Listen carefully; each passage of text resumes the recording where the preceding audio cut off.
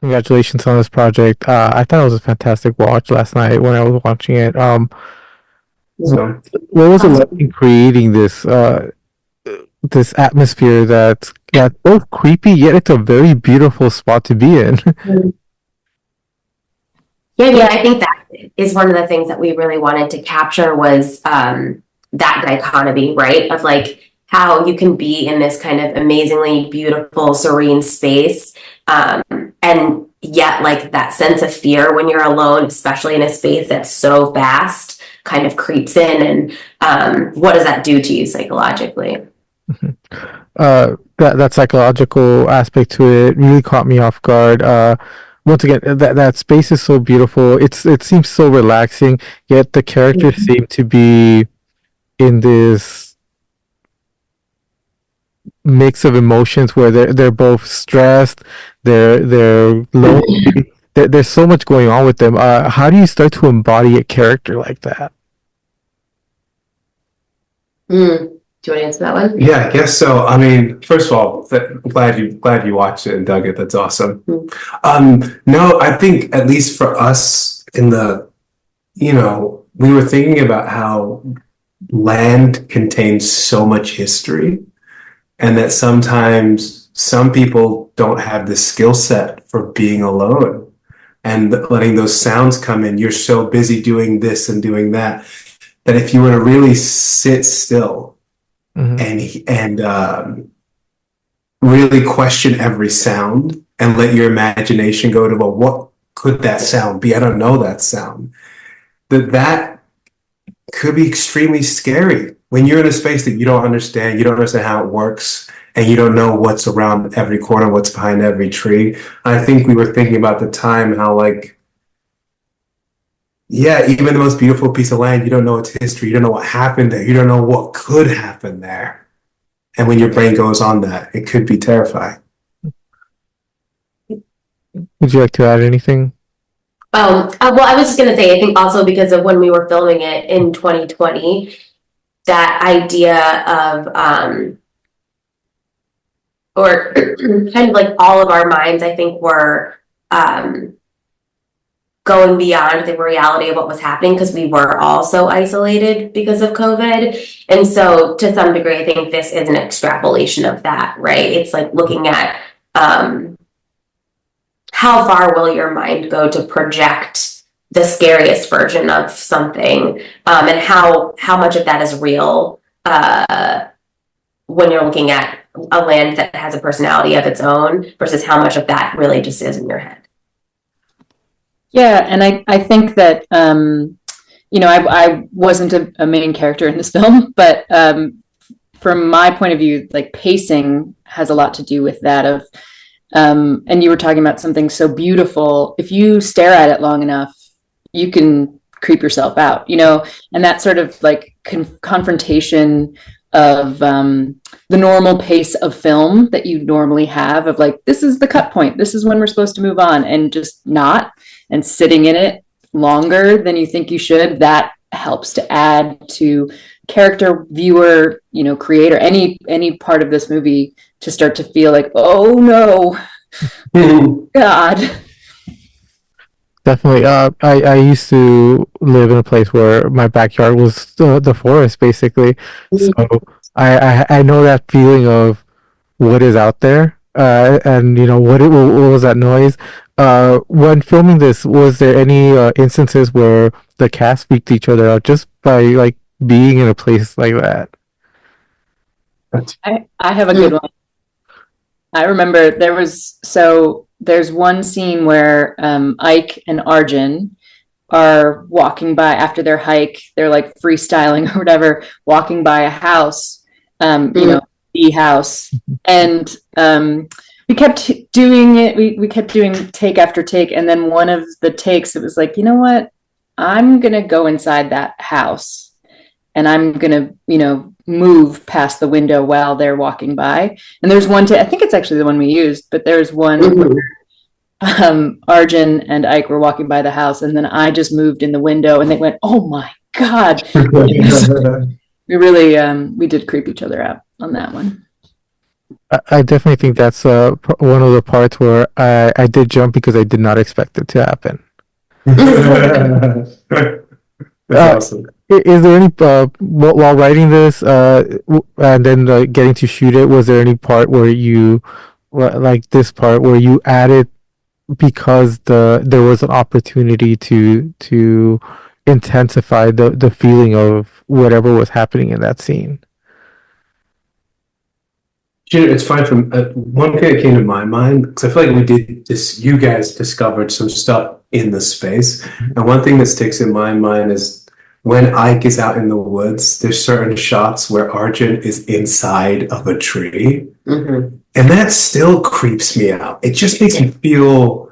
I think you guys discovered that in the space and where to place it, and it's just weird and uncomfortable. And yeah, it's even thinking about it. Well, I think we had certain images in mind, right? Like, I think we had the idea of a person in a tree, but then the reality of like going out and finding that tree and figuring out how you're actually going to do that is kind of its own journey. So no, we definitely went through that when Arjun sees the arm, kind of trying to figure out like, okay, what makes this scary, right? Like, because seeing a person would be like kind of shocking, but only seeing a limb of a person is much more alarming, and figuring out the math and the pacing on that. Oh, I definitely love that part too, especially because we are very caught in the mystery of what is happening, that just about anything that happens on screen, you're a little spooked by.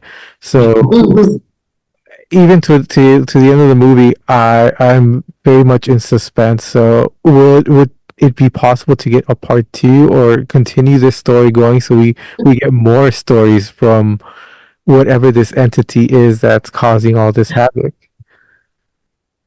Well, it's interesting you asked that, only because at one point when we were editing, because we had such a small budget, we intended to make a feature, and then we were like, maybe it isn't a feature, and we did actually talk about whether or not it was like part of a trilogy, and what that would look like. What would the other 2 parts be, and does this one live in the middle, or is this one the end? Like, do you actually show like the precursor to this whole event as the beginning story?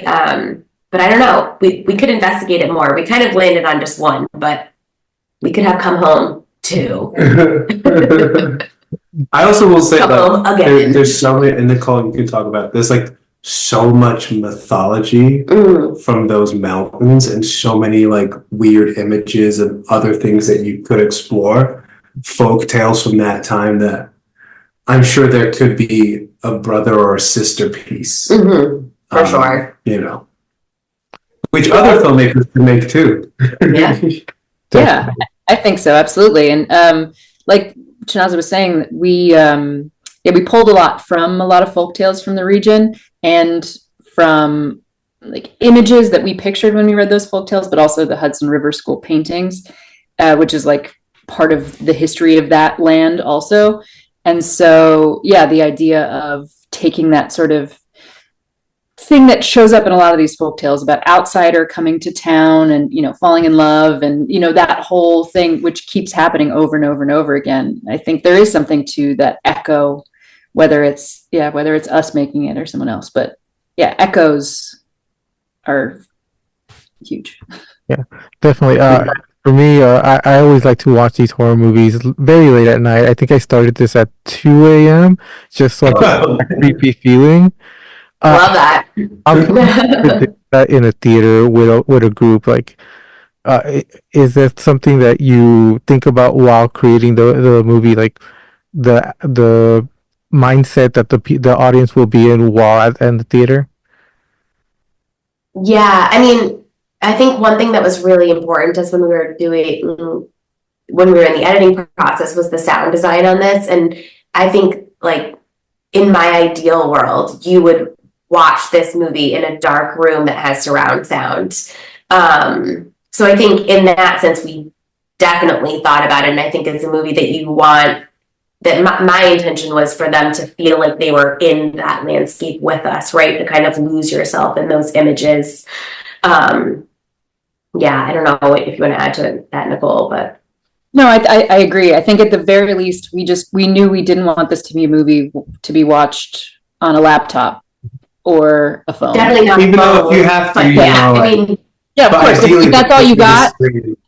watch it. But yeah, but ideally at the smallest, because we used one 27 millimeter lens, so we were trying to not go totally full wide, but pretty wide for one lens for the whole movie. So even, you know, even our close-ups are on this or 27 millimeters. So width and breadth is really important. So that like big of a screen is yeah, very, very important. So sorry, my dog is scratching at the door. If you can only watch it on the phone, that's okay, but ideally a big screen. And the other part that really caught me about this was the pacing. There's certain scenes that are quicker than others, and then there's slight lighting changes that really affect the way you're perceiving the scenes. Where did that inspiration come from? we had we were only a 6-person crew, and like 3 of us are here. So a lot of it was really just natural lighting, which some of it was inspired by choice and some of it was inspired by necessity. But Bill, the cinematographer, did like by himself build some really wild contraptions. Yeah. And he would fight for very specific light. That moon behind the house. Yeah, he would fight for that. Yeah, and holding off, you know, like on some sunny days, it was just like, it's not going to work. It's not going to work. But, you know, we had such a limited time frame that sometimes we had to push through. But there are moments like the snake in the boat where it starts on this very kind of lovely sunny day. And then when it slowly gets really cloudy and overcast. And yeah, part of that, I think we chose edits to follow that progression, and then part of it, like Caitlin said, is very much necessity. It was just like that was that we could shoot it was a cold gray day. Awesome. Well, congratulations on this project. It is excellent. I think people will get creeped out by a lot of it, and you know, bravo to you guys for being able to create such a great atmosphere. Awesome. Thank you so much for watching. Yeah. Thank you, and thank you for watching it. Question. Yeah, thank you for watching it at 2 a.m. I think that's Yeah, it is.